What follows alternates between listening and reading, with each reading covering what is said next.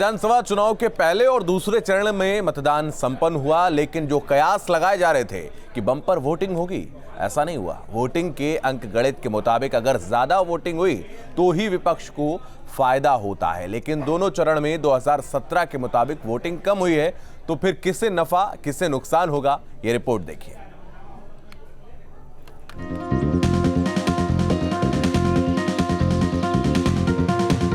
उत्तर प्रदेश में 2 चरण के मतदान हो चुके हैं।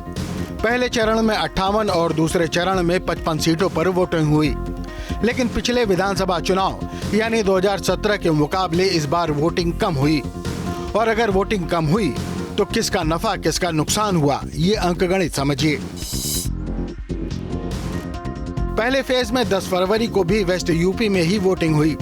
58 सीटों पर 61% मतदान हुआ। 2017 में इन 58 सीटों पर औसतन 63.75% मतदान हुआ था, यानी इस बार करीब 3% वोटिंग कम हुई। और 2012 में इन्हीं 58 सीटों पर 61.03% वोटिंग हुई थी, यानी 2017 में 2% से ज्यादा वोट का इजाफा हुआ था। तो बीजेपी को 43 सीटों का फायदा हुआ था।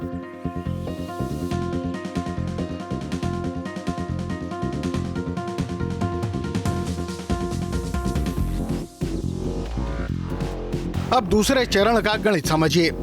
यूपी के दूसरे चरण में 9 जिलों की 58 सीटों पर 62% वोटिंग हुई, जो 2017 के मुकाबले 3% कम है। 2017 में इन्हीं 55 सीटों पर 65.53% मतदान हुआ। 2012 में इन 55 सीटों पर 65.17% वोटिंग हुई थी। 2012 की तुलना में 2017 में वोटिंग में करीब 0.36% का इजाफा हुआ था। पिछले 3 चुनाव में इन 55 सीटों का एनालिसिस करें तो पता चलता है कि जब जब वोट प्रतिशत बढ़े तो उस समय के विपक्षी दलों को फायदा हुआ। 2012 में एसपी को 29 और 2017 में बीजेपी को यहां 33 सीटों का फायदा हुआ था।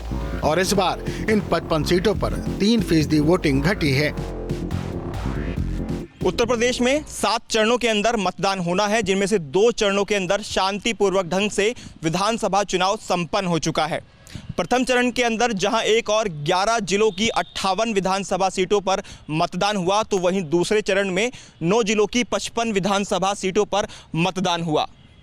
दोनों ही चरणों के अंदर अगर वोटिंग परसेंटेज की बात करें तो 2017 के मुकाबले 2022 के विधानसभा चुनाव में वोटिंग परसेंटेज में कमी देखने को मिली। 2017 के अंदर जहां 1 और प्रथम चरण के अंदर वोटिंग परसेंटेज 64.10% रहा, तो इस बार वोटिंग परसेंटेज 62.08% ही रहा, यानी कि 2% कमी दर्ज इस बार देखने को मिली। तो वहीं दूसरे चरण में वोटिंग परसेंटेज 2017 के अंदर जहां 1 और 65.53% रहा, तो इस बार ये पोलिंग परसेंटेज 64.42% ही रहा, यानी कि दूसरे चरण में भी मतदान प्रतिशत में कमी देखने को मिली।